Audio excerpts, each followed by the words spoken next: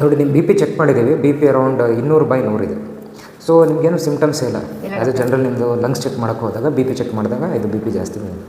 So ಸಿಮ್ಟಮ್ಸೇ ಇಲ್ಲ, ಆದರೂ ನಾನು ಟ್ರೀಟ್ಮೆಂಟ್ ತೊಗೋಬೇಕು ಅಂತ ಹೇಳ್ತಿದ್ದೀನಿ. ಏನಕ್ಕೆ ಹೇಳ್ತಾ ಇದ್ದೀನಿ ಹೇಳಿ? ಹೌದು, ಬ್ರೈನ್ಗೆ ಇಂಜುರಿ ಆಗೋ ಚಾನ್ಸ್ ಇರುತ್ತೆ, ಹಾರ್ಟಿಗೆ ಸಮಸ್ಯೆ ಆಗೋ ಚಾನ್ಸ್ ಇರುತ್ತೆ, ಕಿಡ್ನಿಸಿಗೆ ಸಮಸ್ಯೆ ಆಗೋ ಚಾನ್ಸ್ ಇರುತ್ತೆ. ಬಿ ಪಿ ಅಂದ್ರೇನು? ನಿಮ್ಮ ಬ್ಲಡ್ ವೆಸಲ್ ಅಥವಾ ರಕ್ತನಾಳದ ಮೇಲೆ ಎಷ್ಟು ಪ್ರೆಷರ್ ಆಗುತ್ತೆ ಅದನ್ನು ನಾವು ಬಿ ಪಿ ಅಂತ ಹೇಳ್ತೀವಿ. ಸಿಂಪಲ್ ಎಕ್ಸಾಂಪಲ್ಲು, ನಿಮ್ಗೊಂದು 20-25 kg ತೂಕನ ಕೈ ಕೊಟ್ಬಿಟ್ಟು ಎತ್ಕೊಂಡು ನಿಂತ್ಕೊಳ್ಳಿ ಅಂತ ಹೇಳ್ತೀವಿ. ಎಷ್ಟೊತ್ತು ನಿಂತ್ಕೊಳ್ಳೋಕ್ಕಾಗುತ್ತೆ? ಸರಿ, ನಿಮ್ಮ ಕೆಪಾಸಿಟಿ ಮೇಲೆ ಡಿಪೆಂಡ್ ಆಗುತ್ತೆ. ಹೌದು. ಸೊ 25 kg ಕೊಟ್ವಿ, ತಲೆ ಮೇಲೆ ಇಟ್ಕೊಂಡು ನಿಂತಿದ್ದೀರಿ, 10 ನಿಮಿಷ ಆಯಿತು, 15 ನಿಮಿಷ ಆಯಿತು, 20 ನಿಮಿಷ ಆಯಿತು, ಏನಾಗುತ್ತೆ? ಕೈ ನಡಗಲಿಕ್ಕೆ ಶುರುವಾಗುತ್ತೆ. ನಿಮ್ಗೆ ಎಷ್ಟು ಶಕ್ತಿ ಇರುತ್ತೆ ಅಷ್ಟೊತ್ತು ಇಟ್ಕೊಂಡಿರ್ತೀರಿ. ಅದಾದಮೇಲೆ ಏನಾಗುತ್ತೆ? ಆ ತೂಕ 100 kg ಥರ ಅನಿಸ್ಲಿಕ್ಕೆ ಶುರುವಾಗುತ್ತೆ, 200 kg ಥರ ಅನಿಸ್ಲಿಕ್ಕೆ ಶುರುವಾಗುತ್ತೆ. ಒಂದು 20 ನಿಮಿಷ ಆದಮೇಲೆ ಡಬಾರ್ ಅಂತ ಕೆಳಗಡೆ ಎತ್ತಾಗ್ಬಿಡುತ್ತೆ.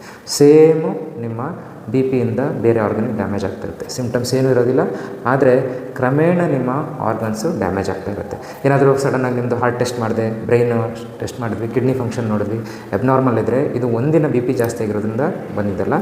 Over the time around 5 years ಇರ್ಬೋದು, 10 years ಇರ್ಬೋದು, ಅಷ್ಟು ದಿನ ನಿಮ್ಮ ಹಾರ್ಟ್ ಮೇಲೆ, ಕಿಡ್ನಿ ಮೇಲೆ, ಬ್ರೈನ್ ಮೇಲೆ ಪ್ರೆಷರ್ ಬಿದ್ದಿದೆ, ಅದರಿಂದ ಬರುವಂಥದ್ದು. ಸೊ ಅದರಿಂದ ಎಸ್ಕೇಪ್ ಆಗಲಿಕ್ಕೋಸ್ಕರ ನೀವು ಬಿ ಪಿ ಏನಾದರೂ ಜಾಸ್ತಿ ಬಂದಾಗ ಟ್ರೀಟ್ಮೆಂಟ್ ತೊಗೋಬೇಕು. ಒಂದೇ ರೀಡಿಂಗಲ್ಲಿ ಟ್ರೀಟ್ಮೆಂಟ್ ಶುರು ಮಾಡೋ ಅವಶ್ಯಕತೆ ಬೀಳೋದಿಲ್ಲ.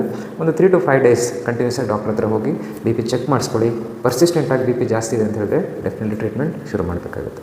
ಗೊತ್ತಾಯ್ತಲ್ಲ?